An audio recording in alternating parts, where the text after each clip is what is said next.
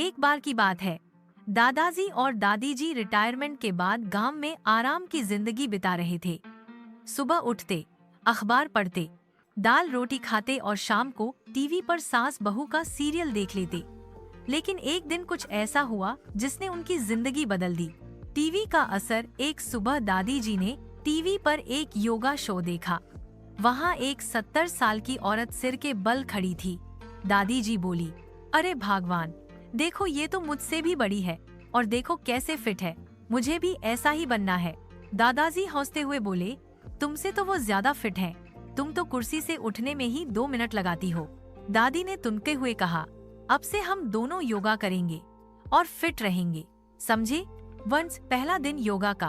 अगली सुबह दोनों ने नए कपड़े पहने, गार्डन में चटाई बिछाई और टीवी के सामने बैठ गए। पहला आसन त्रिकोणासन। दादी जैसे ही झुकी, पीछे से आवाज आई, कड़क। दादाजी चौंक कर बोले, कहीं चटाई तो नहीं फट गई?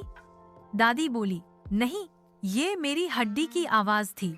दादाजी ने डरते डरते आगे किया और उनका हाथ कमर में फंस गया। अरे दादी, 108 नंबर बुलाओ, मैं फंस गया हूँ। डाइटिंग का फैसला। योगा के बाद दादी ने तय किया कि अब से तेल, घी, मिर्च सब बंद। दादाजी ने पूछा, तो फिर खाना किस लिए?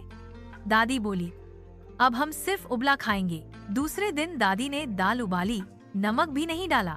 दादाजी ने एक चम्मच खाया और बोले, इससे तो अस्पताल की खिचड़ी टेस्टी थी। दादी बोली, शरीर के लिए अच्छा है।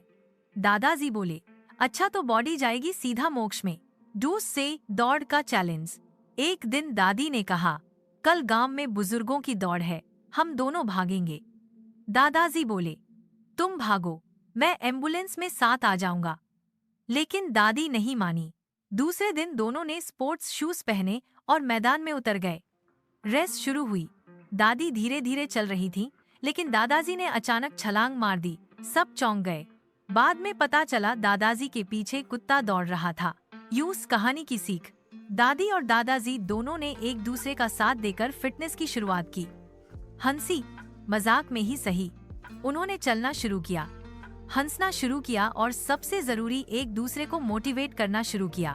सीख, जिंदगी में उम्र नहीं, हिम्मत और जोश जरूरी है।